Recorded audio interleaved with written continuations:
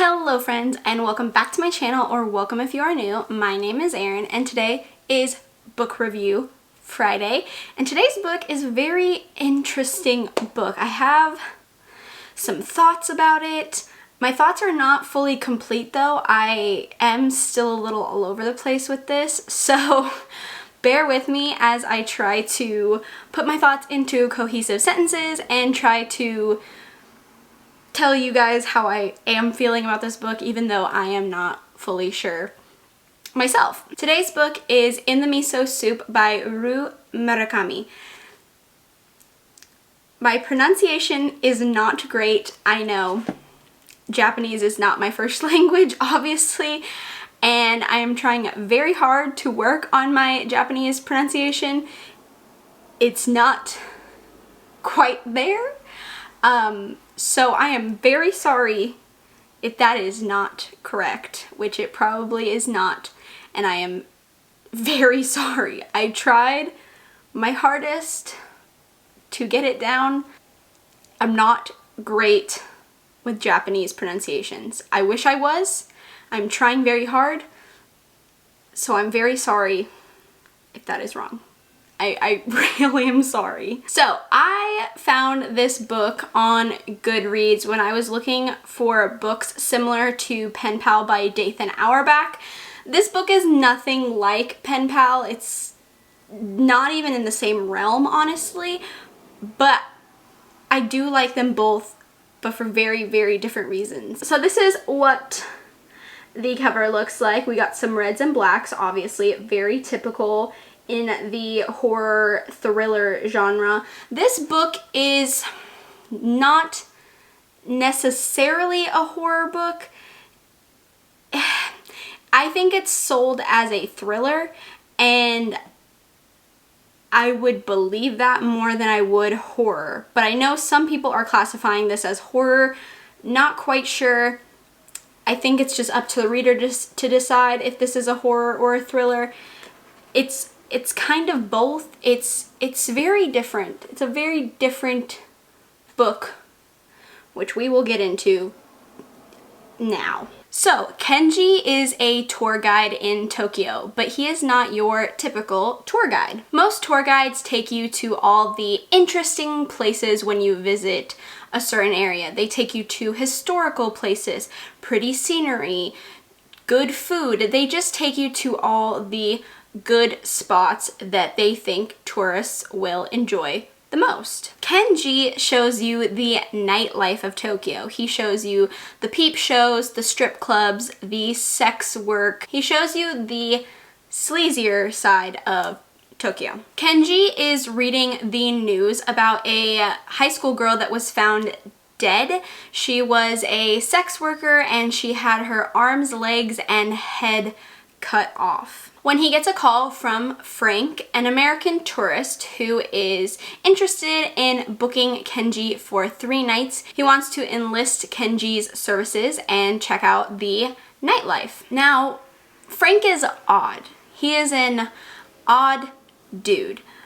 We will get into some little bits here shortly, but just note that Frank is odd. He tells Kenji he's there on business. He imports Toyota radiators from Southeast Asia, but Kenji is noticing that the information that Frank is giving him isn't quite adding up. He also tells Kenji that he is 35 years old, but Kenji thinks this is strange because it's not that he doesn't look 35, but he also doesn't look 35, if that makes any sense. And Kenji notices that it's because of his skin.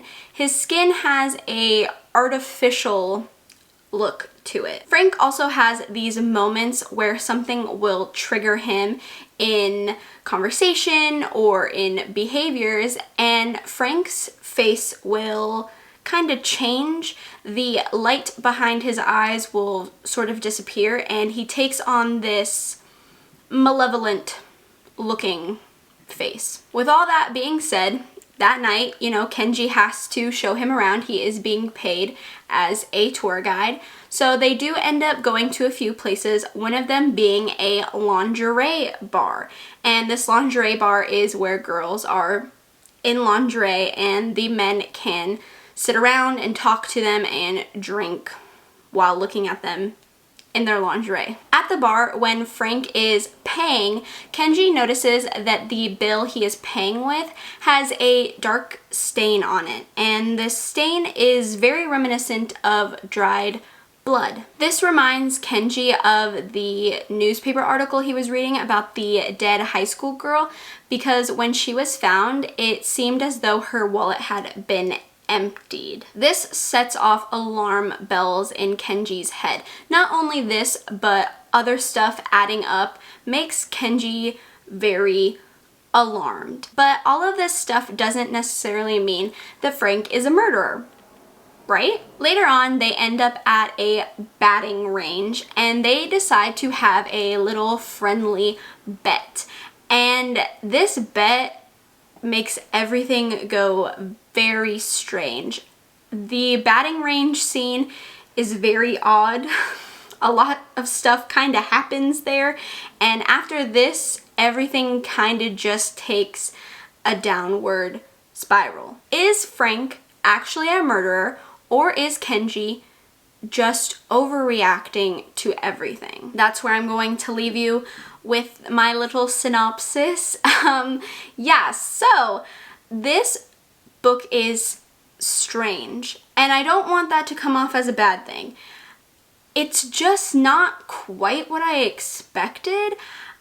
I didn't really know what to expect, to be honest. I had a vague idea of, you know, murders, nightlife. I got that from the back of the book. It made sense. When you're reading it, it's just so much different than how you picture it when you're reading the back of the book. It's very different. At least to me, it was very different. I really liked the plot of this book. I liked that it took place in Japan. I liked that it focused on the red light district of Tokyo.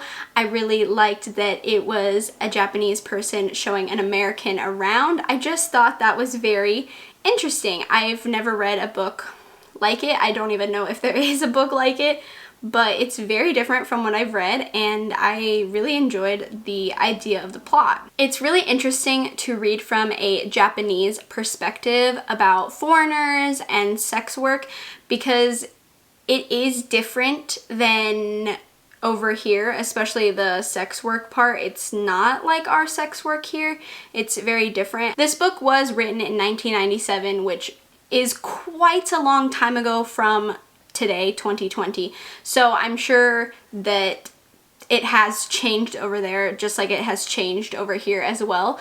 But it is interesting to read the difference in sex work and the different look on, you know, foreigners. It was also interesting to see how the Japanese view Americans, just because I always kind of wonder how other people see us, and I liked getting a little peek in the head of someone from a different country to see what they think of Americans and how they view us when we visit their countries. I also really enjoyed the sprinkling of Japanese words in the book.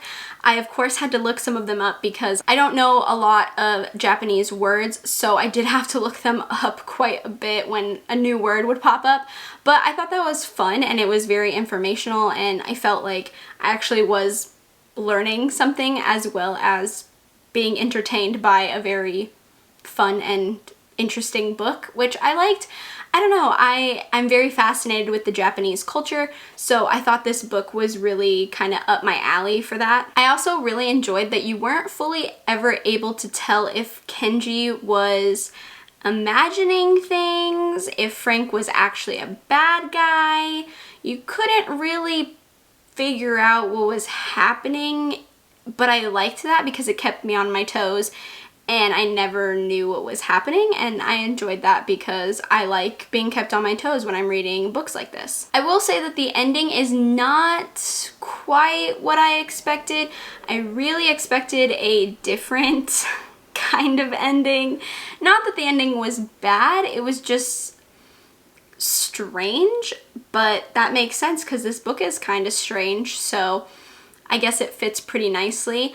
I will say the second half of the book, it's not that I didn't like it, it's just it was very weird. I thought I knew where the book was going through the first half, then the second half started and I was kind of like, what's going on here? A lot of people I've seen review this book said this book was very shocking and disturbing and gruesome, and I disagree.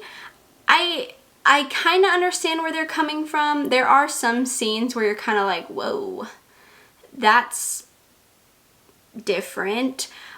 But I don't think I was ever fully disturbed or shocked or grossed out, I guess. Maybe it's just because I am a very hardened person. I read a lot of horror. I've watched a lot of horror. I'm not new to the genre.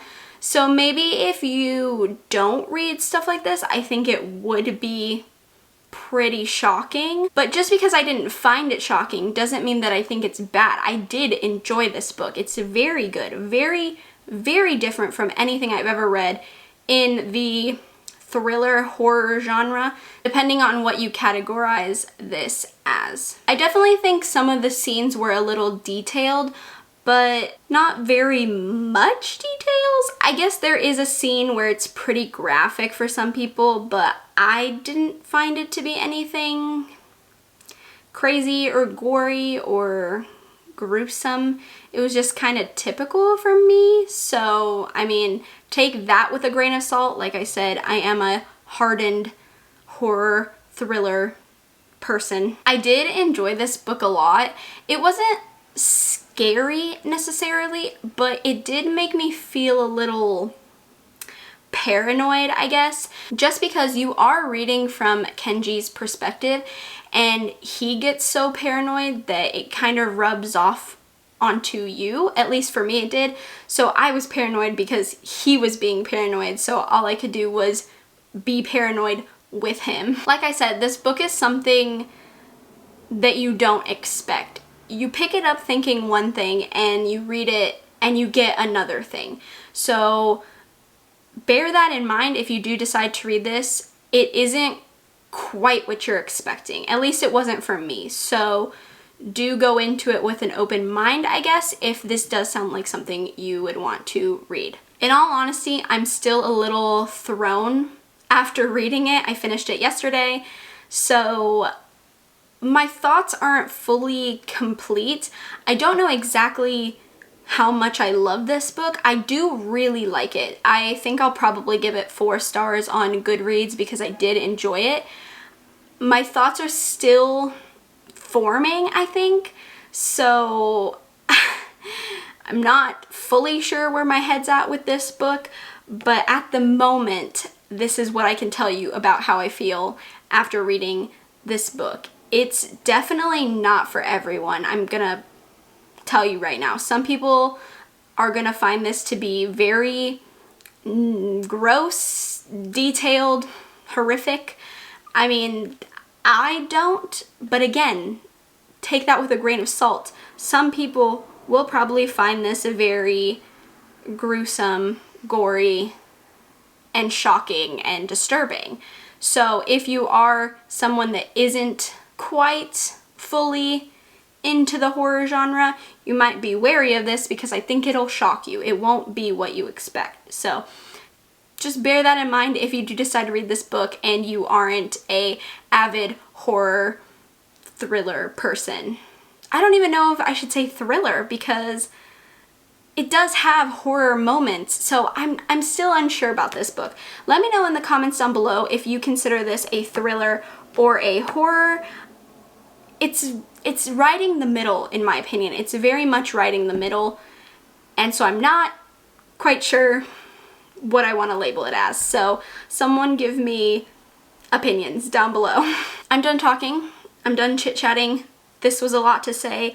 I hope it all made sense. I know I'm a little jumbled in this book review, but like I said, this book threw me for a loop, so I'm not quite sure how I feel about it still. If you enjoyed this video, please give me a thumbs up. It lets me know what kind of content you are enjoying from me. Feel free to subscribe if you haven't already, and we can become friends and talk about horror and books and makeup and all kinds of other things. I do a lot on this channel, so hopefully you can find something you like. And with that being said, I hope you guys have a great weekend, and I will see you in my next video.